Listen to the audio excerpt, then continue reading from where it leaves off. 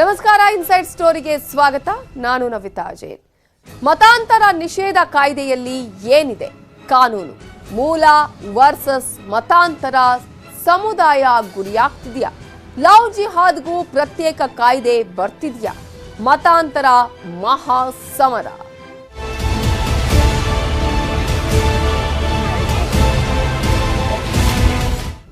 ಮತಾಂತರ ನಿಷೇಧ ಕಾಯ್ದೆ ಜಾರಿಗೆ ಸರ್ಕಾರ ಅಂತೂ ಸಜ್ಜಾಗಿದೆ. ಪ್ರತಿಪಕ್ಷಗಳ ವಿರೋಧದ ನಡುವೆಯೂ ಸರ್ಕಾರ ಎಲ್ಲಾ ರೀತಿಯಲ್ಲೂ ಸಿದ್ಧತೆಯನ್ನ ಮಾಡಿಕೊಂಡಿದ್ದು, ಬೆಳಗಾವಿಯ ಅಧಿವೇಶನದಲ್ಲೇ ಮತಾಂತರ ನಿಷೇಧ ಕಾನೂನನ್ನ ಜಾರಿಗೊಳಿಸೋದಕ್ಕೆ ತಯಾರಿಯನ್ನ ಮಾಡಿಕೊಂಡಿದೆ ಸರ್ಕಾರ. ಮತಾಂತರ ನಿಷೇಧ ಕಾಯ್ದೆಯ ಬಗ್ಗೆ ಏಟು ಎದಿರೇಟು ಆರೋಪ ಪ್ರತ್ಯಾರೋಪಗಳು ನಡೀತಾ ಇದೆ.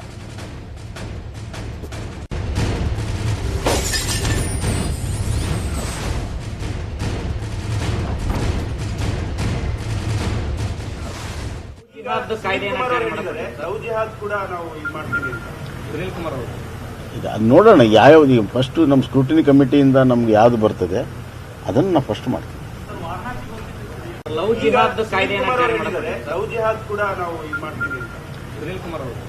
ಈಗ ನೋಡೋಣ ಯಾವ್ದು ಫಸ್ಟ್ ನಮ್ಮ ಸ್ಕ್ರೂಟಿನಿ ಕಮಿಟಿಯಿಂದ ನಮ್ಗೆ ಯಾವ್ದು ಬರ್ತದೆ ಅದನ್ನು ನಾವು ಫಸ್ಟ್ ಮಾಡ್ತೀವಿ. ಮತಾಂತರ ಕಾಯ್ದೆ ಮಾಡ್ತಾ ಇರ್ತಕ್ಕಂಥದ್ದು ಕೇವಲ ರಾಜಕೀಯ ದುರುದ್ದೇಶದಿಂದ ಮಾಡ್ತಾ ಇರ್ತಕ್ಕಂಥ, ಅದರ ಅಗತ್ಯ ಇಲ್ಲ. ಈಗ ದೇಶದಲ್ಲಿ ನಮ್ಮ ಸಂವಿಧಾನ ಏನು ಹೇಳ್ತದೆ, ಪ್ರತಿಯೊಬ್ಬ ನಾಗರಿಕನಿಗೆ ಯಾವುದೇ ರಿಲಿಜಿಯನನ್ನು ಪ್ರಾಕ್ಟೀಸ್ ಮಾಡಲಿಕ್ಕೆ, ಪ್ರಚಾರ ಮಾಡಲಿಕ್ಕೆ ಮತ್ತು ಯಾವುದೇ ರಿಲಿಜಿಯನ್ಗೆ ಅವ್ರಿಗೆ ಇಷ್ಟ ಬಂದಂಥ ರಿಲಿಜಿಯನ್ಗೆ ಹೋಗಲಿಕ್ಕೆ ಸ್ವಾತಂತ್ರ್ಯ ಇದೆ. ಮತ್ತು ಈಗಾಗಲೇ ಕಾನೂನು ಬಲಾತ್ಕಾರವಾಗಿ ಮತಾಂತರ ಮಾಡಬಾರ್ದು ಅನ್ನೋದು ಕಾಯ್ದೆ ಇದೆ. ಇವ್ರು ತರ್ತಾ ಇರೋದೇನು, ಆಂಟಿ ಕನ್ವರ್ಷನ್ ಲಾ. ಇದು ಯಾವುದೋ ಒಂದು ಧರ್ಮದವರನ್ನು, ಜಾತಿಯವರನ್ನ ಗುರಿಯಾಗಿಟ್ಟುಕೊಂಡು ತೊಂದರೆ ಕೊಡಬೇಕು, ಅವ್ರ ಮೇಲೆ ದೌರ್ಜನ್ಯ ಎಸಗಬೇಕು ಅನ್ನೋ ಕಾರಣಕ್ಕೋಸ್ಕರ ತರ್ತಾ ಇರ್ತಕ್ಕಂಥದ್ದು. ಮತಾಂತರ ಕಾಯ್ದೆ ಮಾಡ್ತಾ ಇರ್ತಕ್ಕಂಥದ್ದು ಕೇವಲ ರಾಜಕೀಯ ದುರುದ್ದೇಶದಿಂದ ಮಾಡ್ತಾ ಇರ್ತಕ್ಕಂಥ. ಮತಾಂತರ ನಿಷೇಧ ಕಾಯ್ದೆಯನ್ನ ಜಾರಿಗೊಳಿಸಬೇಕು ಅಂತ ಹೇಳಿ ಸರ್ಕಾರ ಸಿದ್ಧತೆಗಳನ್ನ ಮಾಡಿಕೊಂಡ್ರೆ, ಮತ್ತೊಂದು ಕಡೆ ಪ್ರತಿಪಕ್ಷದವರು ವಿರೋಧವನ್ನ ವ್ಯಕ್ತಪಡಿಸ್ತಾ ಇದ್ದಾರೆ. ಇವೆಲ್ಲದರ ಬಗ್ಗೆ ನಮ್ ಜೊತೆ ಈಗ ಮಾತನಾಡೋದಕ್ಕೆ ನಮ್ ಜೊತೆ ಈಗ ಶಾಸಕರಾಗಿರುವಂತಹ ಗೂಳಿಹಟ್ಟಿ ಶೇಖರ್ ಅವರು ನೇರ ಸಂಪರ್ಕದಲ್ಲಿದ್ದಾರೆ. ನಮಸ್ತೆ ಸರ್.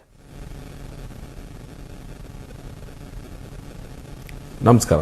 ಗೂಳಿಹಟ್ಟಿ ಶೇಖರ್ ಅವರೇ, ಒಂದು ಮತಾಂತರವನ್ನ ಅತ್ಯಂತ ಹತ್ತಿರದಿಂದ ನೀವು ನೋಡಿದವರು, ಅಂದ್ರೆ ಧರ್ಮವನ್ನ ಬದಲಾವಣೆ ಮಾಡಿದ್ರು ನಿಮ್ಮ ತಾಯಿ ಅನ್ನೋದನ್ನ ನೀವು ಸಾಕಷ್ಟು ಬಾರಿ ಹೇಳ್ಕೊಂಡಿದ್ದೀರಾ. ನಂತರ ಬದಲಾವಣೆ ಆಗಿದ್ದನ್ನ ಕೂಡ ನೀವು ಪ್ರಸ್ತಾಪ ಮಾಡಿದ್ದೀರಾ.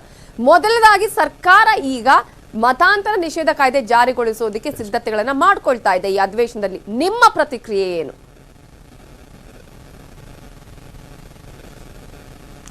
ಖಂಡಿತ ಇದನ್ನ ಸ್ವಾಗತ ಮಾಡ್ತೀವಿ ಮೇಡಮ್. ಈಗ ಯಾರು ಕುಟುಂಬಗಳಲ್ಲಿ ನೋವನ್ನು ಅನುಭವಿಸ್ತಿರೋ, ಬಲವಂತ ಮತಾಂತರದ ನೋವನ್ನು ಯಾವ ಕುಟುಂಬದವರು ಅನುಭವಿಸಿದ್ರೋ, ಸಂಬಂಧಿಕರಾಗಲಿ ಹತ್ತಿರದಿಂದ, ಆ ನೋವು ಅವರಿಗೆ ಮಾತ್ರ ಗೊತ್ತಿರ್ತದೆ.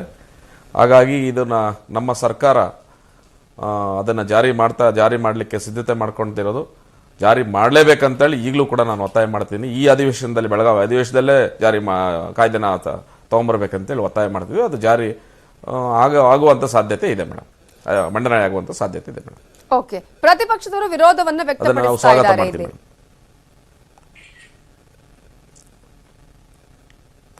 ಖಂಡಿತ ಅವ್ರಿಗೆ ಒಂದು ರಾಜಕಾರಣಕ್ಕೋಸ್ಕರ ಅವರು ವಿರೋಧ ಮಾಡ್ತಿರ್ಬೇಕು ಹೊರತು, ಅವರ ಅಂತರಾತ್ಮದಲ್ಲಿ ಖಂಡಿತ ಅವರು ಸ್ವಾಗತವನ್ನ ಮಾಡ್ತಾರೆ. ಅಂತರಾತ್ಮಲ್ಲಿ ಸ್ವಾಗತವನ್ನ ಮಾಡ್ತಾರೆ, ರಾಜಕೀಯವಾಗಿ ವಿರೋಧ ಮಾಡ್ತಾರೆ. ಹಾಗಾಗಿ ಅವರು ಕೂಡ ಸ್ವಾಗತ ಮಾಡ್ತಾರೆ. ವೈಯಕ್ತಿಕವಾಗಿ ಸ್ವಾಗತವನ್ನ ಅವರು ಕೂಡ ಮಾಡ್ತಾ ಇದ್ದಾರೆ ಮೇಡಮ್. ರಾಜಕೀಯವಾಗಿ ಖಂಡಿತ ವಿರೋಧ ಮಾಡ್ತಾರೆ.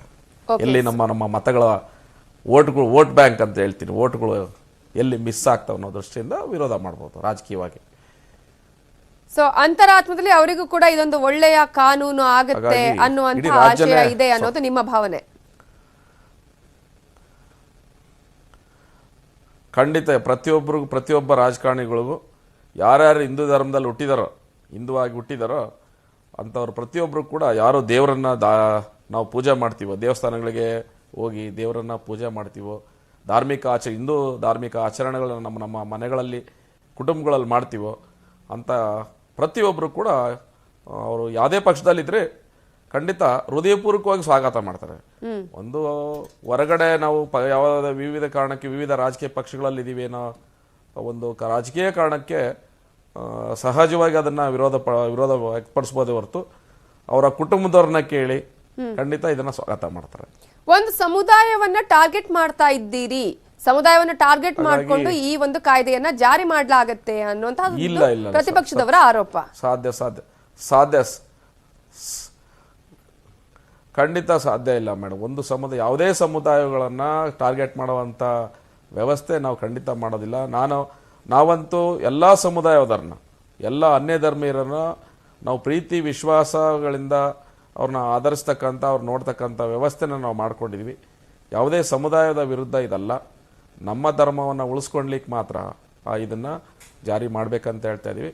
ಖಂಡಿತ ಇನ್ನು ಬೇರೆ ಸಮುದಾಯ ನಾವು ಪ್ರೀತಿ ಮಾಡ್ತೀವಿ, ಅವ್ರಿಗೂ ಕೂಡ ನಾವು ಸ್ವಾಗತ, ಅವ್ರಿಗೂ ಕೂಡ ಅವರೊಟ್ಟಿಗೆ ಬೆರಿತೀವಿ, ಅವ್ರನ್ನೂ ಗೌರವಯುತವಾಗಿ ನಡೆಸ್ಕೊಳ್ತೀವಿ. ಯಾರ್ಯಾರು ಸ್ವಯಂ ಪ್ರೇರಿತವಾಗಿ ಹೋಗ್ತಾರೋ ಅವರು ಹೋಗ್ಲಿ, ತೊಂದರೆ ಇಲ್ಲ. ಸ್ವಯಂ ಪ್ರೇರಿತವಾಗಿ ಹೋಗ್ತಾರೆ. ಇಲ್ಲೇನಾಗಿದೆ, ಆಸೆ ಆಮಿಷಗಳಿಂದ ಒಡ್ಡಿ ಬಲವಂತ ಮತಾಂತರ ಮಾಡ್ತಾರ, ಅದನ್ನು ತಡಿಬೇಕೆನ್ನೋದು ಒಂದು ಇದು. ಹಾಗಾಗಿ ಯಾರು ಕೂಡ ಅನ್ಯ ಧರ್ಮದವ್ರನ್ನ ವಿರೋಧ ಕೂಡ ಯಾರು ಮಾಡ್ತಾ ಇಲ್ಲ.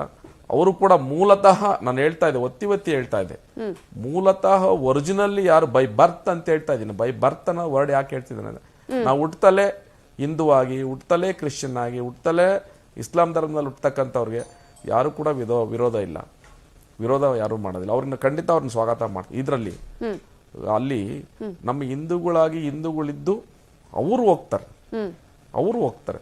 ಹಾಗಾಗಿ ಅವರು ಇದನ್ನ ಮಾಡ್ಕೊಂಡು ಕೂತ್ಕೊಂಡಿರೋದ್ರಿಂದ ಅಂಥವ್ರ ವಿರುದ್ಧ ಬಲವಂತ ಮತಾಂತರ ನಮ್ಮ ಹಿಂದೂಗಳನ್ನೇ ಟಾರ್ಗೆಟ್ ಮಾಡಿ, ದಲಿತರನ್ನೇ ಟಾರ್ಗೆಟ್ ಮಾಡಿ, ಅದರಲ್ಲಿ SC ST ಬ್ಯಾಕ್ವರ್ಡ್ಸ್ ಎಲ್ಲಾ ಕಮ್ಯುನಿಟಿಯವರು ಹೋಗ್ತಿದ್ದಾರೆ ಮೇಡಮ್. ಹಾಗಾಗಿ ನಮ್ಮ ಕ್ಷೇತ್ರದಲ್ಲಿ ನಾನು ಹೇಳ್ತಾ ಇದ್ದೀನಲ್ಲ, ಎಲ್ಲಾ ಕ್ಷೇತ್ರದಲ್ಲಿದ್ದಾರೆ. ಒಂದು ಚರ್ಚ್, ನಾನು ಉದಾಹರಣೆ ಕೊಡ್ತೀನಿ. ನಮ್ಮಲ್ಲಿ ಬನ್ನಿ ಅಂತ ಹೇಳಿದ್ವಿ, ಮೀಡಿಯಾದವರು ಎಲ್ಲ ಹೋಗೋಣ ಬನ್ನಿ, ಪ್ರತಿಯೊಂದು ಕಡೆ ಚರ್ಚ್ಗೂ ವಿಸಿಟ್ ಮಾಡೋಣ ಅಂತ ಹೇಳಿ. ಅದರಲ್ಲಿ original church, original Christians problem ಇಲ್ಲ. ನಾನು ಬೆಳಗ್ಗೆ ನಮ್ಮ ಇವರು ಜಾರ್ ಸಾಹೇಬ್ರು ಸಿಕ್ಕಾಗ ಕೂಡ ಹೇಳಿದೆ, ಸರ್ ಮೂಲತಃ ಕ್ರಿಶ್ಚಿಯನ್ ಧರ್ಮದವರು, ಮೂಲತಃ ಒರಿಜಿನಲ್ ಕ್ರಿಶ್ಚಿಯನ್ ಸಮಾಜದಿಂದ ಏನು ತೊಂದರೆ ಇಲ್ಲ ಸರ್, ನಿಮ್ಮಿಂದ ನಿಮ್ಗೂ ಕೂಡ ಯಾರು ತೊಂದರೆ ಕೊಟ್ಟಿಲ್ಲ. ಯಾವ ಸಮಾಜದವ್ರು ಎಲ್ಲ ಅನ್ಯೋನ್ಯತೆ ತಿಂದಿದೀವಿ. ಈ ಮಿಕ್ಸ್ ಇದ್ದಾರೆ ನಮ್ಮಲ್ಲಿ. ಒಬ್ಬ ಲಿಂಗಾಯತ್ರು, ವೀರಶೈವ ಲಿಂಗಾಯತ್ರು, ಇದನ್ನ ಕೋಟ್ ಮಾಡಿ ಬೇಕಾರೆ, ವೀರಶೈವ ಲಿಂಗಾಯತ್ರು ಒಬ್ಬ ನಾಗರಾಜ್ ಅನ್ನೋ ವ್ಯಕ್ತಿ, ಅವರು ಚರ್ಚ್ಗೆ ಫಾದರ್ ಆಗ್ತಾರೆ ನಮ್ಮಲ್ಲಿ. ಶ್ರೀರಾಮ್ಪುರ ಬೇತಲ್ ಚರ್ಚ್ ಅಂತೇಳಿ ಅಲ್ಲಿ ತಗೊಂಡೋಗ್ತಾರೆ, ಕನ್ವರ್ಟ್ ಮಾಡ್ತಾರೆ. ಅವ್ರು ಕರ್ಕೊಂಡೋಗಿ ನಮ್ಮ ಹಿಂದೂಗಳನ್ನೇ ಕರ್ಕೊಂಡೋಗಿ ನೀವು ಹೇಳಿದ್ರಿ KJ ಜಾರ್ಜ್ ಅವ್ರ ಹತ್ರ ನಾನು ಇದ್ರ ಬಗ್ಗೆ ಮಾತನಾಡಿದೆ ಅಂತ. ಅವರೇ ಮಾತನಾಡಿದ್ದಾರೆ, ಅವ್ರು ಏನ್ ಹೇಳಿದ್ದಾರೆ ಅನ್ನೋದನ್ನ ಒಂದ್ಸಲ ನೋಡ್ತಾ ಆಮೇಲೆ ನಾನು ಮಾತನಾಡಿಸ್ತೀನಿ ಸರ್ ನಿಮ್ಮನ್ನ. ಇಡೀ ಹಿಂದೂ ಧರ್ಮವೇ ಹೆಚ್ಚಿಗೆ ಸಂಖ್ಯೆಯಲ್ಲಿದೆ. ಈಗಾಗಲೇ ಕ್ರೈಸ್ತರ ವಿಚಾರದಲ್ಲಿ ಹೇಳೋದಾದರೆ ಅವರ ಜನಸಂಖ್ಯೆ ಸ್ವತಂತ್ರ ಸಿಕ್ಕಿದ್ದರಿಂದ ಕಡಿಮೆ ಆಗಿದೆ ಹೊರತು ಮತಾಂತರ ಈ ಥರ ಒಂದು ಇದರಿಂದ ಜಾಸ್ತಿ ಆಗ್ತಾ ಇಲ್ಲ. ಅದರಿಂದ ನಾನು ಹೇಳ್ತಾ ಇದ್ದೀನಿ, ಇದು ರಾಜಕೀಯದ ದುರುದ್ದೇಶದಿಂದ ಈ ಒಂದು ಕಾಯ್ದೆಯನ್ನು ತಗೊಂಬರ್ತಾ ಇದೆ. ದಯವಿಟ್ಟು ಮುಖ್ಯಮಂತ್ರಿಯವರಿಗೆ ಮತ್ತು ಅವರ ಪಕ್ಷದವರಿಗೆ ನಾನು ವಿನಂತಿ ಮಾಡಿಕೊಳ್ತೀನಿ, ನಾವೆಲ್ಲರೂ ಇವತ್ತು ಭಾರತೀಯರು, ಆದ್ದರಿಂದ ಇಂಥ ಒಂದು ಕಾನೂನನ್ನು ತಂದು ದೇಶವನ್ನು ಮತ್ತು ವಿಭಜನೆ ಮಾಡುವ ಕೆಲಸ ಮಾಡಬಾರದು ಎಂಬುದಾಗಿ ಅವ್ರನ್ನ ಕೇಳ್ಬೋದು. ಗೂಳಿಹಟ್ಟಿ ಶೇಖರ್ ಅವರ KJ ಜಾರ್ಜ್ ಅವರು ಮಾತನಾಡಿದ್ದನ್ನ ಕೇಳಿಸ್ಕೊಂಡ್ರಿ ಅಂತ ಅನ್ಕೊಳ್ತೀನಿ ನಾನು. ವಿಭಜನೆ ಮಾಡ್ತಾ ಇದ್ದೀರಾ ನೀವು, ಅವರ ಕ್ರಿಶ್ಚಿಯನರಲ್ಲೇ ಈಗ ಒಂದಷ್ಟು ಸಂಖ್ಯೆಗಳು ಕಡಿಮೆ ಆಗ್ತಾ ಇದೆ, ಇದರಲ್ಲಿ ಜಾಸ್ತಿ ಆಗಿಲ್ಲ ಅಂತ ಹೇಳ್ತಾರೆ. ಖಂಡಿತ ವಿಭಜನೆ ಮಾಡಿಲ್ಲ ಮಾಡಿ, ಇದು ಅಂತಾರಾಷ್ಟ್ರೀಯ ವಿಷಯ ಅನ್ನೋದು ನಮಗೆ ಗೊತ್ತಿದೆ, ಸೂಕ್ಷ್ಮ ವಿಚಾರ, ಅತ್ಯಂತ ಸೂಕ್ಷ್ಮವಾದ ವಿಚಾರ ಅಂತೇಳಿ. ನಮಗೆ ಸ್ವತಂತ್ರ ಸಿಕ್ಕಿದ್ದು ಕೇವಲ 76 ವರ್ಷ ಆಗಿದೆ ಮೇಡಮ್, ಬಹಳ ವರ್ಷ ಆಗಿಲ್ಲ ನಮಗೆ. ನಮಗೆ ಆ ಸ್ವತಂತ್ರ ಸಿಗೋದಕ್ಕಿಂತ ಹಿಂದೆ ನಮ್ಮ ದೇಶವನ್ನ ಯಾರ್ಯಾರು ಆಳಿದ್ರಂತೆ ಇತಿಹಾಸದಲ್ಲಿದೆ. ಹಾಗಾಗಿ ಅಲ್ಲಿ ಬಹಳ ಜನ ಬಂದೇನಿಲ್ಲ, ಆಳಿಲ್ಲ. ನಮ್ಮಲ್ಲಿ ಈಗ 130 ಕೋಟಿ ಜನಸಂಖ್ಯೆ ಇದೆ ಭಾರತದಲ್ಲಿ. ಹೈಯೆಸ್ಟ್ ಇರೋದು ವರ್ಲ್ಡ್ ಅಲ್ಲಿ, ಹೈಯೆಸ್ಟ್ ಹಿಂದೂಗಳ ಸಂಖ್ಯೆ ಜಾಸ್ತಿ ಇರೋದಿಲ್ಲ, ಇನ್ನು ಬೇರೆ ದೇಶದಲ್ಲಿ ಎಲ್ಲೂ ಇಲ್ಲ. ಹಾಗಾಗಿ ಸ್ವತಂತ್ರ ಪೂರ್ವದಲ್ಲಿ ನಮ್ಮನ್ನು ಆಳದವರೆಲ್ಲ ಕೇವಲ 76 ವರ್ಷ ಆಗಿದೆ ನಮ್ಗೆ ಸ್ವತಂತ್ರ ಬಂದು. ನಾವು ಹಿಂಗೆ ಇದು ಮಾಡ್ಕೊಂಡು ಹೋದ್ರೆ ಹಿಂದೂಗಳ ಸಂಖ್ಯೆ ಕಡಿಮೆ ಆಗ್ತಾ ಹೋಗ್ತದೆ. ಇನ್ನೊಂದು 25-30 ಯಾವುದೇ ಕಾರಣಕ್ಕೂ ಈ ಒಂದು ಮತಾಂತರ ನಿಷೇಧ ಕಾಯ್ದೆನ ಜಾರಿಗೊಳಿಸ್ತೀವಿ ಅನ್ನೋದು ಫೈನಲ್ ಅಭಿಪ್ರಾಯನ ಹೇಗೆ? ಖಂಡಿತ ಅಭಿಪ್ರಾಯ ಅಲ್ಲ, ನನ್ನೊಬ್ಬನ ಅಭಿಪ್ರಾಯ ಅಲ್ಲ, ಪ್ರತಿಯೊಬ್ಬ ಹಿಂದುವಿನ ಅಭಿಪ್ರಾಯ, ಪ್ರತಿಯೊಬ್ಬರ ಅಭಿಪ್ರಾಯ ಇದು ಜಾರಿ ಆಗಲೇಬೇಕು ಅಂತೇಳಿ. ಇವರು ಜನಸಂಖ್ಯೆ ಅಲ್ಲ ಹೇಳ್ತಾ ಇರೋದು, ಹಿಂದೂಗಳು ನಮ್ಮ ಜನಸಂಖ್ಯೆ ಕಡಿಮೆ ಆಗ್ತಾ ಇದೆ, ಇಲ್ಲಿ ನಮ್ಮ ಜನಸಂಖ್ಯೆ ಕಡಿಮೆ ಆಗ್ತಾ ಇದೆ, ಇದನ್ನ ಅರ್ಥ ಮಾಡ್ಕೊಳ್ಬೇಕು. ನಮ್ಮ ಜನಸಂಖ್ಯೆ ಕಡಿಮೆ ಆಗ್ತಾ ಇದೆ. ಇವತ್ತು ನಾನು ಗುಳಿಹಟ್ಟಿ ಶೇಖರ್ ಅಂತೇಳಿ, ಈಗ ನಾನು ಫಾದರ್ ಫಾಸ್ಟರ್ ಆದ್ರೆ ನಾನು ಕರ್ಕೊಂಡು ಹೋಗ್ಬಿಟ್ಟು ನಮ್ಮವ್ರನ್ನೆಲ್ಲ ಇದನ್ನ ಮಾಡ್ಕೊಂಡು ನಮ್ಮ ದೇವಸ್ಥಾನಗಳಿಗೆ ಹೋಗ್ಬೇಡಿ, ಕುಂಕುಮ ಇಡಬೇಡಿ, ನಿಮಗೆ ಅಲ್ಲಿ ಹೋದ್ರೆ ಒಳ್ಳೇದಾಗುತ್ತೆ ಅಂತೇಳಿ ನಾನು ಬೋಧನೆ ಮಾಡ್ಕೊಂಡು ಹೋದ್ರೆ, ನಾನು ಹೋಗೋದಾದ್ರೆ ಹೋಗೋಣ, ತೊಂದರೆ ಇಲ್ಲ, ನಮ್ಮ ಸಂವಿಧಾನದಲ್ಲಿ ಅವಕಾಶ ಇದೆ. ಹೌದು, ಯಾವುದೇ ಧರ್ಮಕ್ಕೆ ಸ್ವೀಕಾರ ಮಾಡ್ತಕ್ಕಂಥ ಅವಕಾಶ ನಮ್ಮ ಸಂವಿಧಾನದಲ್ಲಿ ಕೊಟ್ಟಿದೆ. ನಾವಿಲ್ಲಿ ನಮ್ಮ ಧರ್ಮ ಬಿಟ್ಬಿಟ್ಟು ಹೋಗೋಣ, ಅಲ್ಲಿ ಕಾನೂನುಬದ್ಧವಾಗಿ ಹೋಗೋಣ, ತೊಂದರೆ ಏನಿಲ್ಲ, ಅವಕಾಶ ಇದೆಯಲ್ಲ, ಕಾನೂನುಬದ್ಧವಾಗೇ ಹೋಗಿ, ನೀವು ಅಲ್ಲಿ ಹೋಗಿ ಪರಿವರ್ತನೆ ಆಗಿ. ಇಲ್ಲಿ ಒಬ್ಬ ಶೆಡ್ಯೂಲ್ಡ್ ಕ್ಯಾಸ್ಟಲ್ಲಿ ಬೋವಿ ಸಮಾಜದಲ್ಲಿ ನಾವು ಸವಲತ್ತನ್ನು ತಗೊಳ್ತೀವಿ ಸರ್ಕಾರದಲ್ಲಿ, ಮತ್ತೆ ಅಲ್ಲೂ ಹೋಗ್ತೀವಿ ನಾವು. ಎರಡೆರಡು ಕಡೆ ಯಾಕೆ ನಿಮಗೆ? ಆಮೇಲೆ ನಮ್ಮ ಕುಟುಂಬದ ಸಮಸ್ಯೆ ಇದೇನಾಗಬೇಕು. ಹಾಗಾಗಿ ಇದು ಪಿಡುಗು ಇದು. ಹಾಗಾಗಿ ಕೌಟುಂಬಿಕ ಕಲಹಗಳು ಹೆಚ್ಚಾಗ್ತವೆ. ಹಾಗಾಗಿ ಇದನ್ನ ಖಂಡಿತ ಈಗ ಒಂದು ಚರ್ಚ್ ಇತ್ತು ನಮ್ಮ ಊರಲ್ಲಿ, ಒರಿಜಿನಲ್ ಚರ್ಚ್ ಇರೋದು ಒಂದೇನೆ, ಕ್ರಿಶ್ಚಿಯನ್ ಒರಿಜಿನಲ್. ಪಾಪ ನಾವು ಹುಟ್ಟದಾಗ್ಲಿಂದ ನೋಡ್ತಾ ಇದೀನಿ, ಈಗ 7-8 ಆಗಿದಾವೆ. ಅಲ್ಲಿ ಕ್ರಿಶ್ಚಿಯನ್ ಯಾರೆಲ್ಲ ನಮ್ಮವರೇ ಹೋಗ್ತಾರೆ, ನಮ್ಮವರೇ ಹೋಗಿ ಫಾದರ್ಗಳಾಗ್ತಾರೆ, ಫಾಸ್ಟರ್ಗಳಾಗ್ತಾರೆ. ಸೊ ಅನೇಕ ಅನಾಹುತಗಳಾಗತ್ತೆ. ಇಂತಹ ಒಂದು ಪಿಡುಗನ್ನ ಹೋಗಲಾಡಿಸಬೇಕು ಅಂದ್ರೆ ಈ ಕಾಯ್ದೆ ಬೇಕು ಅಂತ ಹೇಳ್ತೀರಿ. Thank you so much Gulihatti Shekhar ಅವರ ನ್ಯೂಸ್ 18 ಜೊತೆ ಮಾತನಾಡಿದಕ್ಕಾಗಿ. ಪ್ರತಿದಿನ ನ್ಯೂಸ್ 18 ಕನ್ನಡದ ಆಪ್ ಮೂಲಕ ಪ್ರಶ್ನೆಗಳನ್ನ ಕೇಳಲಾಗುತ್ತೆ. ಆ ಪ್ರಶ್ನೆಗಳಿಗೆ ಉತ್ತರವನ್ನ ನೀಡುವಂತಹ ಸಮಯ. ಆಪ್ನಲ್ಲಿ ಪ್ರಶ್ನೆಯನ್ನ ಕೇಳಲಾಗಿತ್ತು, ಬೆಳಗಾವಿ ಅಧಿವೇಶನದಲ್ಲಿ ಉತ್ತರ ಕರ್ನಾಟಕದ ಸಮಸ್ಯೆಗಳಿಗೆ ಉತ್ತರ ಸಿಗತ್ತಾ ಅಂತ. PS ಚಂದ್ರಶೇಖರ್ ಐತಾಳ್ ಅವರು ಉತ್ತರವನ್ನ ಕೊಟ್ಟಿದ್ದಾರೆ. 50% ಭಾಗ ಸಮಸ್ಯೆ ಬಗೆಹರಿಬಹುದು ಅಂತ ಅನ್ನಿಸತ್ತೆ ಅನ್ನುವಂತ ಉತ್ತರವನ್ನ ನೀಡಿದ್ದಾರೆ PS ಚಂದ್ರಶೇಖರ್ ಐತಾಳ್. ಕಾಶಿ ವಿಶ್ವನಾಥನ ಸನ್ನಿಧಿಯಲ್ಲಿ ಪ್ರಧಾನಿ ನರೇಂದ್ರ ಮೋದಿ ಇದ್ದು, ಮೋದಿಯ ಸ್ವಕ್ಷೇತ್ರ ವಾರಣಾಸಿಯಲ್ಲಿ ಗತವೈಭವ ಮರುಕಳಿಸ್ತಾ ಇದೆ. ಈಗಾಗಲೇ ಗಂಗಾ ಆರತಿಗೆ ಎಲ್ಲಾ ಸಿದ್ಧತೆಗಳನ್ನ ಮಾಡಿಕೊಳ್ಳಲಾಗಿದೆ. ಅರ್ಚಕರಿಂದ ಗಂಗಾ ಮಾತೆಗೆ ಪೂಜೆಯನ್ನ ಸಲ್ಲಿಸಲಾಗಿದ್ದು, ದಶಾಶ್ವಮೇಧ ಘಾಟ್ನಲ್ಲಿ ಈಗ ಗಂಗಾ ಆರತಿಗೆ ಎಲ್ಲಾ ರೀತಿಯ ತಯಾರಿಯನ್ನ ಮಾಡಿಕೊಳ್ಳಲಾಗಿದೆ. ಅದರ ನೇರ ಪ್ರಸಾರದ ದೃಶ್ಯಗಳನ್ನ ನಾವು ನೋಡ್ತಾ ಇದ್ದೀವಿ. ಕೆಲವೇ ಕ್ಷಣಗಳಲ್ಲಿ ಗಂಗಾರತಿ ಆರಂಭ ಆಗಲಿದೆ. ಪ್ರಧಾನಿ ನರೇಂದ್ರ ಮೋದಿ ಅವರು ಕೂಡ ಗಂಗಾರತಿ ಮಾಡೋದಕ್ಕೆ ಈಗ ತೆರಳುತ್ತಾ ಇರುವಂತಹ ದೃಶ್ಯ. ಹಾಗೆ ದಶಾಶ್ವಮೇಧ ಘಾಟ್ನಲ್ಲಿ ಈಗ ಸಂಪೂರ್ಣವಾಗಿ ಅಲ್ಲಿ ದೀಪಾಲಂಕಾರಗಳಿಂದ ಕಂಗೊಳಿಸ್ತಾ ಇರುವಂತಹ ದೃಶ್ಯವನ್ನ ನಾವು ನೋಡ್ತಾ ಇದ್ದೀವಿ. ಪ್ರಧಾನಿ ನರೇಂದ್ರ ಮೋದಿ ಅವರ ಆಗಮನ ಆಗಿದೆ. ಇನ್ನು ಕೆಲವೇ ಕ್ಷಣಗಳಲ್ಲಿ ಗಂಗಾರತಿ ಅತ್ಯಂತ ವಿಶಿಷ್ಟ ವೈಭವದಿಂದ ಗಂಗಾರತಿ ನಡೆಯೋದನ್ನ ನೋಡೋದೇ ಒಂದು ರೀತಿಯ ಕಣ್ಣಿಗೆ ಹಬ್ಬ. ಗಂಗಾರತಿಯನ್ನ ನೋಡುವಂತಹ ಸಲುವಾಗಿ ಅನೇಕರು ಈ ಒಂದು ಘಾಟ್ನಲ್ಲಿ, ದಶಾಶ್ವಮೇಧ ಘಾಟ್ ಆಗಿರ್ಬೋದು, ಅನೇಕ ಘಾಟ್ಗಳಲ್ಲಿ ಈ ಒಂದು ಗಂಗಾರತಿಯನ್ನ ನೋಡೋದಕ್ಕೆ ಸಾಕಷ್ಟು ಜನ ತೆರಳುತ್ತಾರೆ. ಈಗ ಪ್ರಧಾನಿ ನರೇಂದ್ರ ಮೋದಿ ಅವರು ಗಂಗಾರತಿಯನ್ನ ನಡೆಸಿಕೊಡಲಿದ್ದಾರೆ. ಆ ನಿಟ್ಟಿನಲ್ಲಿ ಈಗ ಎಲ್ಲಾ ರೀತಿಯ ಸಿದ್ಧತೆಗಳನ್ನ ಅಲ್ಲಿ ಮಾಡಲಾಗಿದೆ. ದಶಾಶ್ವಮೇಧ ಘಾಟ್ನಲ್ಲಿ ಗಂಗಾರತಿ ಕಾರ್ಯಕ್ರಮ ನಡೆಸೋದಕ್ಕೆ ಎಲ್ಲಾ ಸಿದ್ಧತೆಗಳು ನಡೀತಾ ಇದೆ. ಪ್ರಧಾನಿ ಮೋದಿ, ಸಿಎಂ ಯೋಗಿ ಆದಿತ್ಯನಾಥ್ ಸೇರಿದಂತೆ ಬಿಜೆಪಿ ಆಡಳಿತದ ರಾಜ್ಯಗಳ ಎಲ್ಲಾ ಸಿಎಂಗಳು ಗಂಗಾರತಿಯಲ್ಲಿ ಭಾಗಿಯಾಗಲಿದ್ದಾರೆ. ಗಂಗಾ ಮಾತೆಗೆ ಅರ್ಚಕರು ಪೂಜೆಯನ್ನ ಸಲ್ಲಿಸುತ್ತಾರೆ. ಗಂಗಾರತಿ ಕಾರ್ಯಕ್ರಮ, ಈ ಒಂದು ಕಾರ್ಯಕ್ರಮವನ್ನ 51,000 ಸ್ಥಳಗಳಿಂದ ನೇರ ಪ್ರಸಾರದ ಮೂಲಕ ವೀಕ್ಷಕರಿಗೆ ತೋರಿಸುವಂತಹ ಪ್ರಯತ್ನವನ್ನ ಕೂಡ ಮಾಡಲಾಗ್ತಾ ಇದೆ. ದೇಶದ ಎಲ್ಲಾ ಪ್ರಮುಖ ಶಿವ ದೇಗುಲಗಳಲ್ಲಿ LED ಪರದೆ ಮೂಲಕ ಕಾರ್ಯಕ್ರಮ ವೀಕ್ಷಣೆಗೆ ಅವಕಾಶವನ್ನ ಕಲ್ಪಿಸಲಾಗಿದೆ. ಇನ್ನು ಕೆಲವೇ ಕ್ಷಣಗಳಲ್ಲಿ ದಶಾಶ್ವಮೇಧ ಘಾಟ್ನಲ್ಲಿ ಗಂಗಾರತಿಯನ್ನ ನೆರವೇರಿಸಲಾಗುತ್ತೆ. ಅದನ್ನ ನೋಡೋದೇ ಒಂದು ರೀತಿಯಾದಂತಹ ಕಣ್ಣಿಗೆ ಹಬ್ಬ. ಮನಸ್ಸು ಪ್ರಫುಲ್ಲಗೊಳ್ಳುತ್ತದೆ, ಶಾಂತಿಯಿಂದ ಭಕ್ತಿಯಿಂದ ಪುಳಕಿತವಾಗುತ್ತೆ. ದಿವ್ಯ ಕಾಶಿ, ಭವ್ಯ ಕಾಶಿಯಲ್ಲಿ ಇನ್ನು ಕೆಲವೇ ಕ್ಷಣಗಳಲ್ಲಿ ನಮೋ ಗಂಗಾರತಿಯನ್ನ ನೆರವೇರಿಸಲಿದ್ದಾರೆ. ಸಂಪೂರ್ಣವಾಗಿ ಕಾಶಿ ವಿಶ್ವನಾಥನ ಸನ್ನಿಧಿ ದೀಪದಿಂದ ಕಂಗೊಳಿಸ್ತಾ ಇದೆ. नए रूप में, नए स्वरूप में जगमग हैं, क्योंकि आज नए प्रकाश का, नए आलोक का यहाँ से देदीप्यमान नक्षत्र भी भारत की सांस्कृतिक विरासत में जुड़ा है. बेहद विशिष्ट, बेहद अद्भुत ये दृश्य आप देख सकते हैं दूरदर्शन के माध्यम से कि किस तरीके से समूची काशी को झालरों से, लड़ियों से, दीपकों से सजाया गया है. असंख्य दीप इस समय यहाँ पर गंगा घाट पर जलाए गए हैं और सरीखा इस तरीके से माना जा सकता है कि जैसे गंगा और आकाश गंगा का सम्मिलन हो गया हो काशी में। ऐसा लग रहा है कि जैसे यहाँ पर धर्म, कर्म, आध्यात्म, वैराग्य, जीवन, नवोत्कर्ष, सृजन सबका संगम हो गया हो। और इसी संगम और इसी त्रिवेणी और इसी महामिलन का आज उत्सव है बाबा के धाम में, शिव दीपावली के रूप में। तब जबकि घाट जगमग हैं, व्यक्ति प्रफुल्लित हैं, मानसिकता उल्लासित है और समूचा काशी हर हर महादेव के जय घोष से गुंजायमान है। And those visuals of Ganga Aarti,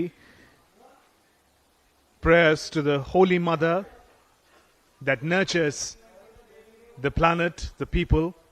Every evening, people in Kashi, devotees, tourists, they all gather day after day.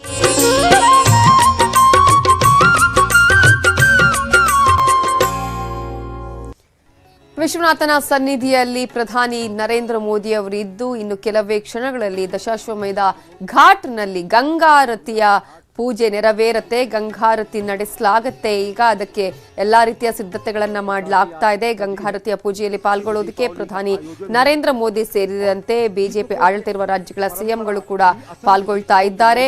ಈಗ ಈ ಒಂದು ಗಂಗಾರತಿಯ ಪೂಜೆಯನ್ನ ನೆರವೇರಿಸುವುದಕ್ಕೆ ಪ್ರಧಾನಿ ನರೇಂದ್ರ ಮೋದಿ ಅವರು ಕೂಡ ತೆರಳುತ್ತಾ ಇರುವಂತಹ ದೃಶ್ಯಗಳನ್ನು ಗಮನಿಸ್ತಾ ಇದ್ದೀವಿ ನಾವು.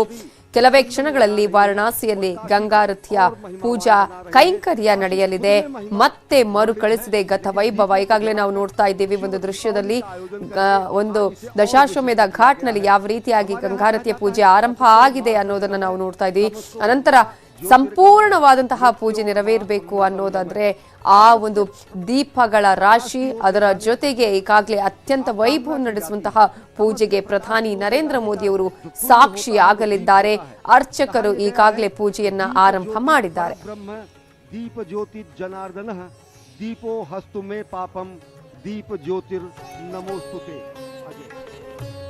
दीपो ज्योति परब्रह्म दीपो ज्योति जनार्दनः दीपो हरतु मे पापं संध्यादीपो नमोस्तुते.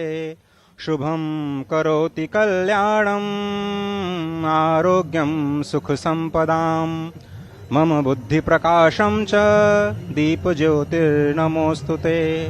शुभं भवतु कल्याणं आरोग्यं पुष्टिवर्धनम् आत्मतत्व प्रबोधाय दीप ज्योतिर्नमोस्तुते. आत्मतत्व प्रबोधाय दीप ज्योतिर्नमोस्तुते.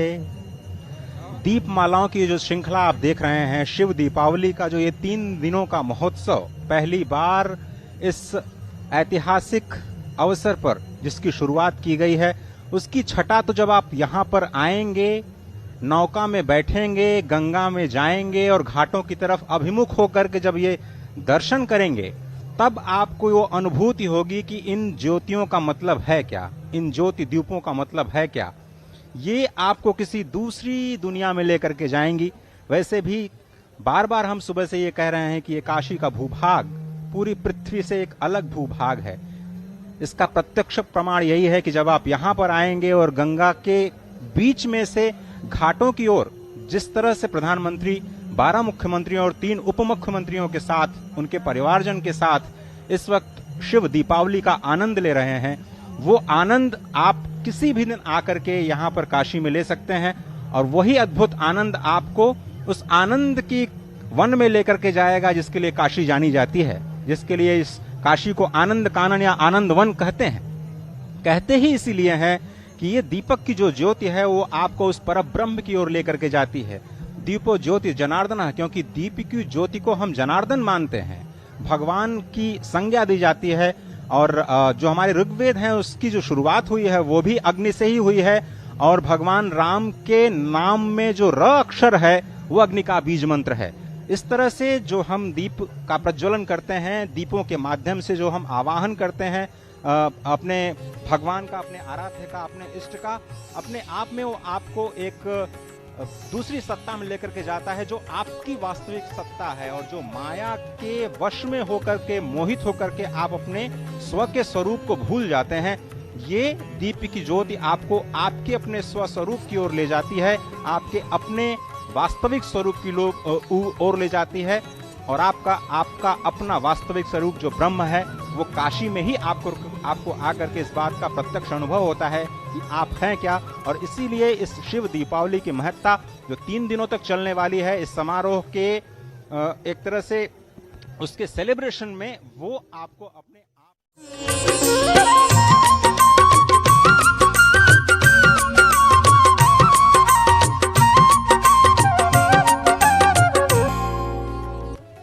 ಗಂಗಾರತಿಯಲ್ಲಿ ಪಾಲ್ಗೊಳ್ಳೋದಿಕ್ಕೆ ಪ್ರಧಾನಿ ನರೇಂದ್ರ ಮೋದಿ ಅವರು ಈಗಾಗಲೇ ದಶಾಶ್ವಮೇಧ ಘಾಟ್ಗೆ ತೆರಳಿದ್ದಾರೆ. ಆ ಘಾಟ್ಗೆ ತೆರಳುತ್ತಾ ಇರುವಂತಹ ನೇರ ಪ್ರಸಾರದ ದೃಶ್ಯಗಳನ್ನು ನಾವು ನೋಡ್ತಾ ಇದ್ದೀವಿ. ಗಂಗಾ ನದಿಯ ತಟದಲ್ಲಿ ಈಗಾಗಲೇ ಪ್ರಧಾನಿ ನರೇಂದ್ರ ಮೋದಿ ಅವರು ದಶಾಶ್ವಮೇಧ ಘಾಟ್ನಲ್ಲಿ ತೆರಳುತ್ತಾ ಇದ್ದಾರೆ. ಈ ಒಂದು ಗತ ವೈಭವನ ನೋಡೋದೇ ಮನಸ್ಸಿಗೆ ಮುದ, ಕಣ್ಣಿಗೆ ಆನಂದ. ಇಲ್ಲಿ ಗಂಗಾ ನದಿಯಲ್ಲಿ ಸ್ನಾನ ಮಾಡಿದ್ರೆ ನಾವು ಮಾಡಿದಂತಹ ಪಾಪಗಳು ಹೋಗತ್ತೆ, ನಾವು ಮಾಡಿದಂತಹ ಪಾಪಗಳು ಪ್ರಾಯಶ್ಚಿತ ಆಗತ್ತೆ ಅನ್ನೋದು ಪ್ರತೀತಿ ಇದೆ, ಆ ನಂಬಿಕೆ ಕೂಡ ಇದೆ. ಈಗಾಗಲೇ ನೀವು ನೋಡ್ತಾ ಇದ್ದೀರಾ, ಸಂಪೂರ್ಣವಾಗಿ ದೀಪಗಳಿಂದ ಅಲಂಕಾರವನ್ನ ಮಾಡಲಾಗಿದೆ.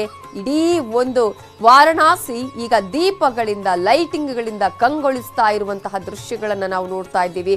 ಪ್ರತಿಯೊಬ್ಬರು ಕಾಶಿಗೆ ಹೋದಾಗ ಈ ಗಂಗಾರತಿಯನ್ನ ಮಾಡಬೇಕು, ಗಂಗಾರತಿಯನ್ನ ನೋಡಬೇಕು ಅನ್ನುವಂತಹ ಒಂದು ಆಸೆಯಿಂದ ಹೋಗ್ತಾರೆ. ಅದನ್ನ ನೋಡಿದ್ರೆ, ಆ ಒಂದು ಗಂಗಾರತಿಯಲ್ಲಿ ನಾವು ಪಾಲ್ಗೊಂಡ್ರೆ ಪುಣ್ಯ ಪ್ರಾಪ್ತವಾಗುತ್ತೆ ಅನ್ನುವಂತಹ ನಂಬಿಕೆ ಕೂಡ ಇದೆ.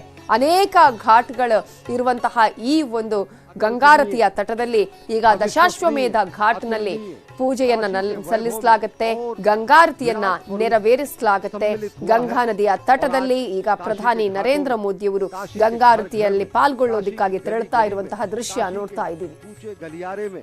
काशी के भवन प्रासाद में, काशी के मोहल्लों में, काशी के घाटों पर सर्वत्र रोशनी है, आलोक है, दिव्य प्रकाश है, क्योंकि आज काशी में शिव दीपोत्सव है, आज काशी में शिव दीपावली है। आज प्रधानमंत्री नरेंद्र मोदी ने जब श्री काशी विश्वनाथ धाम के नव्य भव्य स्वरूप का लोकार्पण किया तो उन्होंने देश से 3 चीजें मांगी।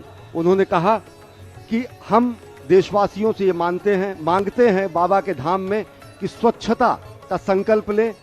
स्वच्छ भारत अभियान चल ही रहा और अनेक नगरों का, अनेक जगहों का कलेवर बदल चुका है, स्वच्छ हुआ है, लेकिन अब भी स्वच्छता हमारा संकल्प हो, सृजन हमारा संकल्प हो और साथ ही साथ आत्मनिर्भर भारत का निर्माण हमारा संकल्प हो।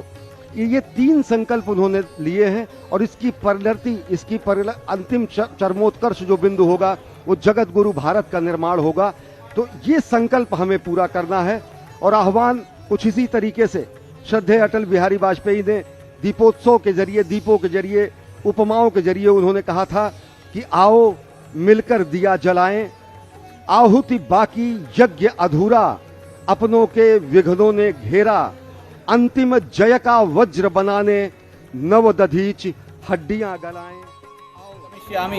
तत्रैव निवसाम्यहम् इति ब्रुवाणः सततं काशीवासफलं लभेत्. ನಿತ್ಯ ನಾವು ಪ್ರಾತಃಸ್ತೋತ್ರದಲ್ಲಿ ಬೆಳಗಾತ ಎದ್ದು ಪ್ರಾತಃಸ್ತೋತ್ರದಲ್ಲಿ ಹೇಳುವಂತಹ ಶ್ಲೋಕಗಳಲ್ಲಿ, ಮಂತ್ರಗಳಲ್ಲಿ ಇದು ಒಂದು. ಅಹಂ ಕಾಶೀಂ ಗಮಿಷ್ಯಾಮಿ, ನಾನೊಂದು ದಿವಸ ಕಾಶಿಗೆ ಹೋಗ್ತೇನೆ. ತತ್ರೈವ ನಿವಸಾಮ್ಯಹಂ, ಅಲ್ಲೇ ವಾಸ ಮಾಡ್ತೇನೆ. ಹೀಗೆ ಅಂತ ಹೇಳಿಕೊಂಡು ಸಂಕಲ್ಪ ಮಾಡಿದರೂ ಸಾಕು, ಆ ಕಾಶಿಯಲ್ಲಿ ಹೋಗಿ ವಾಸ ಮಾಡಿದಂಥ ಫಲ ಇದೆ. ಹೀಗೆ ಅಂತ ಹೇಳಿಕೊಂಡು ನಾವು ನಿತ್ಯ ಕಾಶಿ ವಿಶ್ವೇಶ್ವರನನ್ನು ಪ್ರಾರ್ಥಿಸ್ತಾ ಇರ್ತೇವೆ, ನೆನಪಿಸ್ಕೊಳ್ತಾ ಇರ್ತೇವೆ. ಅಂತಹ ಈ ಕಾಶಿ ಇವತ್ತು ಭವ್ಯ ಕಾಶಿಯಾಗಿ ಸುಂದರ ರೂಪುಗೊಂಡಿದೆ. ಕಾಶಿಯ ಸನ್ನಿಧಾನದಲ್ಲಿ ಇವತ್ತೊಂದು ಅವಶ್ಯವಾಗಿ ಹೋಗಿ ಇದ್ದು ಬರೋಣ ಅಂತ ಅನಿಸುತ್ತೆ. ಅಂತಹ ಸುಂದರ ಕಾಶಿಯನ್ನು ನಮಗೆ ನಿರ್ಮಾಣ ಮಾಡಿಕೊಂಡಿರತಕ್ಕಂತಹ ನಮ್ಮ ಮಾನ್ಯ ಪ್ರಧಾನಮಂತ್ರಿಯವರನ್ನು ನಾವು ಹೃತ್ಪೂರ್ವಕವಾಗಿ ಅಭಿನಂದಿಸ್ತಾ ಇದ್ದೇವೆ. ಕಿಂ ಗಮಿಷ್ಯಾಮಿ ತತ್ರೈವ ನಿವಸಾಮ್ಯಹಂ ಇತಿ ಬ್ರುವಾಣಃ ಸತತಂ Kashi. Prime Minister said the dedication of Kashi Vishwanath Dham will give a decisive direction to India and will lead the nation to a brighter future. The complex is not just a brick and mortar temple. It is a witness. It is a testimony of our capability, of our collective duty. ಹಾಗೆಯೇ ಉತ್ತರಾದಿ ಮಠದ ಮಹಾಸ್ವಾಮಿಗಳಾದ ಶ್ರೀ ಸತ್ಯಾತ್ಮ ತೀರ್ಥರು ಕೂಡ ಮಾತನಾಡಿದ್ದಾರೆ. ಕಾಶಿಯ ಬಗ್ಗೆ, ವಿಶ್ವನಾಥನ ಬಗ್ಗೆ ಏನು ಹೇಳಿದ್ದಾರೆ ನೋಡಿ. सभी भारतवासियों को बहुत बड़ा शुभ दिन है, मंगल दिन है. सभी जीवराशियों के मन के नियामक देव महारुद्र सदाशिव शिवजी, काशी विश्वनाथ जी समस्त मानव जाति को और देव ऋषि पितृ इत्यादि सभी जीवराशियों को परम पूज्य विश्वनाथ जी के मंदिर के सभी पर्यावरण का नवीकरण हो गया है। भगवान विश्वनाथ शिव जी हमारे मन को प्रेरित करते हैं, सन्मार्ग में सभी जीवराशियों को चलाते हैं। ऐसे भगवान विश्वनाथ जी के मंदिर के पर्यावरण का नवीकरण शुभ संकेत है। सभी मानव जाति के और विशेष रूप से सभी भारतीयों के मन में विकास हो जाएगा। शुभ अभूतपूर्व क्षण है। कहते हैं कि काशी में आप केवल गंगा का दर्शन कर लीजिए तो आपको वही पुण्य प्राप्त होता है जो प्रयागराज में गंगा यमुना सरस्वती के संगम में स्नान करने में प्राप्त होता है। 70ಕ್ಕೂ ಹೆಚ್ಚು ಈ ಗಂಗಾ ನದಿಯ ತಟದಲ್ಲಿ ಒಂದು ಘಾಟ್ಗಳಿರೋದನ್ನು ನಾವು ಗಮನಿಸಬಹುದು. ದಶಾಶ್ವಮೇಧ ಘಾಟ್ ಆಗಿರ್ಬೋದು, ಪ್ರಯೋಗ ಘಾಟ್ ಆಗಿರ್ಬೋದು, ಮಣಿಕರ್ಣಿಕಾ ಘಾಟ್ ಆಗಿರ್ಬೋದು. ಹೀಗೆ ಒಂದೊಂದು ಘಾಟ್ ಕೂಡ ಒಂದೊಂದು ಪೌರಾಣಿಕ ಕಥೆಗಳನ್ನ ಹೇಳುತ್ತೆ. ತನ್ನದೇ ಆದಂತಹ ಇತಿಹಾಸವನ್ನ, ಪರಂಪರೆಯನ್ನ ಹೇಳುವಂತಹ ಈ ಒಂದು ಘಾಟ್ನಲ್ಲಿ, ದಶಾಶ್ವಮೇಧ ಘಾಟ್ನಲ್ಲಿ ಈಗ ಗಂಗಾರತಿಯ ಪೂಜೆ ನೆರವೇರುತ್ತೆ. ಗಂಗಾರತಿಯ ಪೂಜೆಯನ್ನ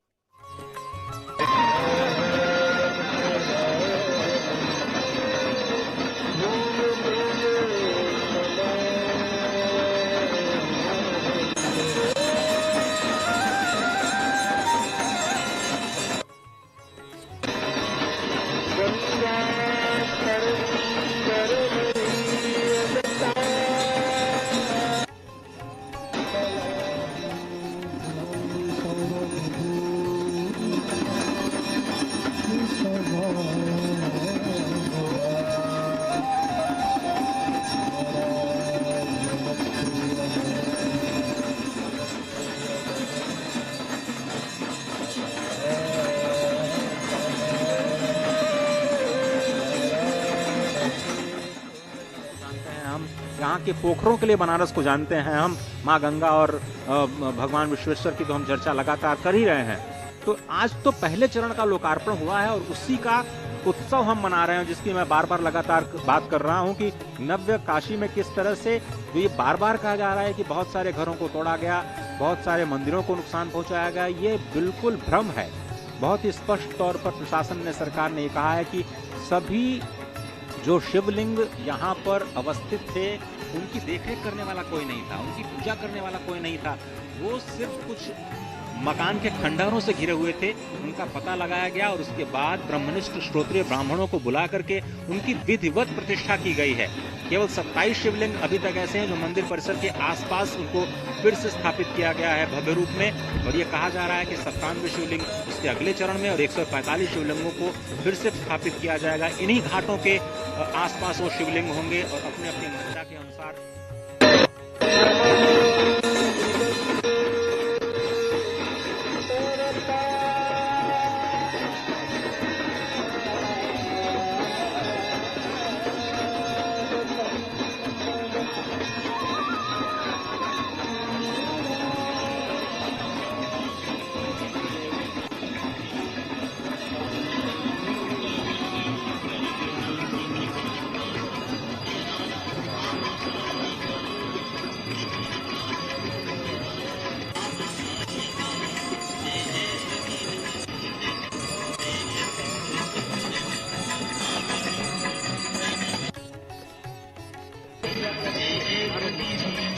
ಕಾಶಿ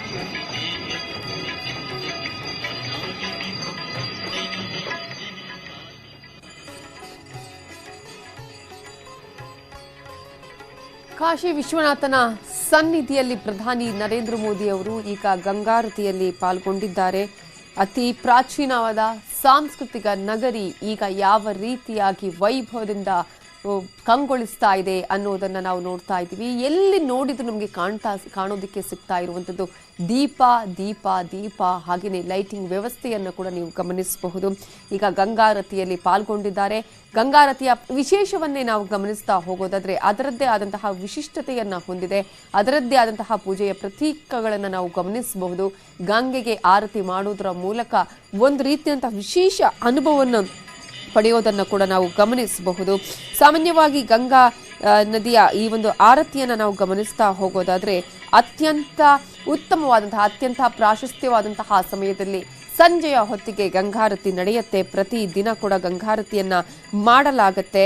ಅದರಲ್ಲೂ ಪ್ರಮುಖವಾಗಿ ಈ ಒಂದು ಘಾಟ್ಗಳಲ್ಲಿ ಬೇರೆ ಬೇರೆ ರೀತಿಯ ಘಾಟ್ಗಳಿದೆ. ನಾನಾಗಲೇ ಹೇಳ್ತಾ ಇದ್ದೆ 70ಕ್ಕೂ ಹೆಚ್ಚು ಘಾಟ್ಗಳಿದೆ ಅಂತ ಹೇಳಿ. ಹಾಗೆಯೇ 5 ಮಂದಿ ಪುರೋಹಿತರು ಒಂದು ವಿಶೇಷವಾದಂತಹ ವಸ್ತ್ರವನ್ನು ಧರಿಸಿ, ಅದಕ್ಕೆ ಆದಂತಹ ವಿಶೇಷವಾದಂತಹ ಉಡುಪನ್ನು ಧರಿಸಿ ತನ್ನದೇ ಆದಂತಹ ರೀತಿಯಲ್ಲಿ ಗಂಗಾರತಿಯನ್ನ ಮಾಡ್ತಾರೆ. ಅದರಲ್ಲೂ ಪ್ರಮುಖವಾಗಿ ಆ ಹೊಗೆಯ ಅಥವಾ ಆ ಧೂಪ ಏನು ಹೇಳ್ತೀವಿ ನಾವು, ಆ ಧೂಪದಿಂದ ಕೂಡಿದಂತಹ ಆರತಿ ಆಗಿರಬಹುದು. ಅದರ ಜೊತೆಗೆ ಅತ್ಯಂತ ಸ್ತಬ್ಧವಾಗಿ ಶಾಂತವಾಗಿ ಹರಿತಾ ಇರುವಂತಹ ಆ ಗಂಗೆಯ ಒಡಲಲ್ಲಿ ಈ ಒಂದು ಗಂಗಾ ಆರತಿಯನ್ನ ನೋಡ್ತಾ ಇದ್ರೇನೆ ಮನಸ್ಸು ಅತ್ಯಂತ ಪ್ರಫುಲ್ಲಗೊಳ್ಳುತ್ತೆ, ಶಾಂತವಾಗುತ್ತೆ. ಇಂತಹ ಒಂದು ದಿನವನ್ನ, ಇಂತಹ ಒಂದು ವಿಚಾರವನ್ನ ನಾವು ಕಣ್ತುಂಬಿಕೊಳ್ಳೇಬೇಕು ನಮ್ಮ ಜೀವನದಲ್ಲಿ ಅಂತ ಯಾರಾದರೂ ಅಂದುಕೊಳ್ಳುವುದು ಸಹಜ. ಯಾಕಂದ್ರೆ ಯಾರಾದರೂ ಬದುಕಿದಂತಹ ಸಂದರ್ಭದಲ್ಲಿ ಒಂದು ಸಲವಾದರೂ ನಾವು ಕಾಶಿ ವಿಶ್ವನಾಥನ ಯಾತ್ರೆ ಮಾಡಬೇಕು ಅಂತ ಪ್ರತಿಯೊಬ್ಬರು ಕನಸನ್ನ ಕಂಡಿರ್ತಾರೆ. ಒಂದಷ್ಟು ಪ್ರತೀತಿಗಳನ್ನು ನಾವು ಗಮನಿಸಬಹುದು.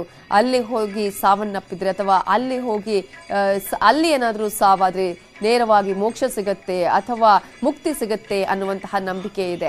ಅದೇ ರೀತಿಯಾಗಿ ಗಂಗಾ ನದಿಯಲ್ಲಿ ಸ್ನಾನ ಮಾಡಿದ್ರೆ ನಮ್ಮ ಪಾಪಗಳು ಪ್ರಾಯಶ್ಚಿತ ಆಗತ್ತೆ, ನಮ್ಮ ಪಾಪಗಳು ಹೋಗುತ್ತೆ, ತೊಳೆದು ಹೋಗುತ್ತೆ ಅನ್ನುವಂತಹ ನಂಬಿಕೆ ಇದೆ. ಹೀಗೆ ಅನೇಕ ನಂಬಿಕೆಗಳನ್ನ ಇಟ್ಟುಕೊಂಡಿರುವಂತಹ ಈ ಒಂದು ನಗರಿಯಲ್ಲಿ ಗಂಗಾರತಿಗೆ ತನ್ನದೇ ಆದಂತಹ ವಿಶೇಷತೆ ಇರೋದನ್ನ ಕೂಡ ನಾವು ಗಮನಿಸಬಹುದು. ಗಂಗಾ ಮಾತೆಗೆ ಆರತಿಯನ್ನ ಮಾಡುವುದರ ಮೂಲಕ, ನೃತ್ಯವನ್ನ ಮಾಡುವುದರ ಮೂಲಕ, ಭಜನೆಯನ್ನ ಮಾಡುವುದರ ಮೂಲಕ ಸಂಜೆಯ ಈ ಒಂದು ಮಬ್ಬು ಬೆಳಕಿನಲ್ಲಿ ಈಗಾಗಲೇ ನಾವು ದೀಪದ ಅಲಂಕಾರವನ್ನು ಕೂಡ ಗಮನಿಸಬಹುದು. ಅಲ್ಲಿ ಸುಮಾರು 2 ಅಡಿ ಎತ್ತರದ ದೀಪದ ಆರತಿಯನ್ನ ಮಾಡ್ತಾರೆ. ಆರತಿ ನಾನಾಗಲೇ ಹೇಳ್ತಾ ಇದ್ದೆ, ಧೂಪ ಮತ್ತು ದೀಪ ಇವೆರಡರ ಒಂದು ಮೇಳೈಸುವಿಕೆ ಕೂಡ ಅಲ್ಲಿ ಇರುತ್ತೆ ಅನ್ನೋದನ್ನು ನಾವು ನೋಡ್ತಾ ಇದ್ವಿ.